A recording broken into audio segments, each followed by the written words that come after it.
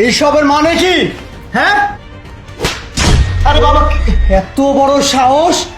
তুই তুই কি করতেছিস এগুলো? হ্যাঁ, আজকে যদি আমি না আসতাম তাহলে তো একটা অঘটন হয়ে যেত। কি রে? এই, আরে বাবা তুই আমার বাবার সাথে এগুলো কি করতেছিস বল? আরে ছাড়, কি করতেছিস তুই?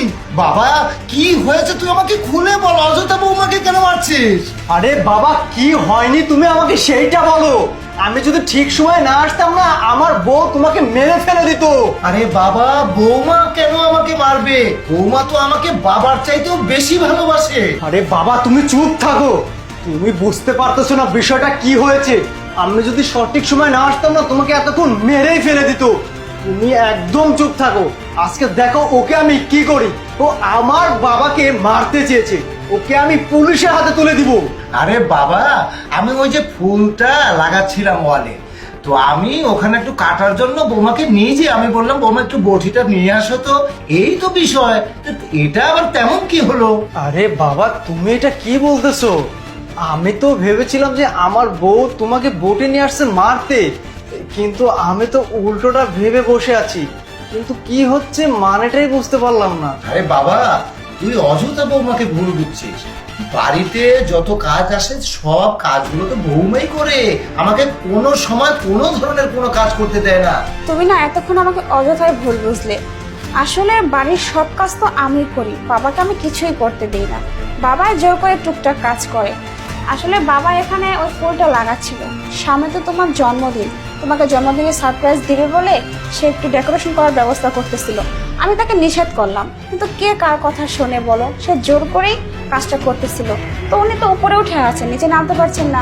তাই আমাকে বললেন যে বৌমা একটু আমাকে হেল্প করো, বডিটা নিয়ে আসো। আমি বডিটা এনে ওনাকে দিলাম, আর তুমি তখনই এসে আমাকে দেখে ফেললে এই অবস্থায়।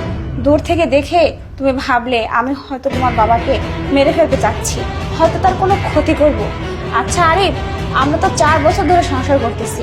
এই 4 বছরে কি আমি তোমার এতটুকু বিশ্বাস অর্জন করতে পারিনি? তুমি আমাকে এতটুকু বিশ্বাস করতে পারলে না?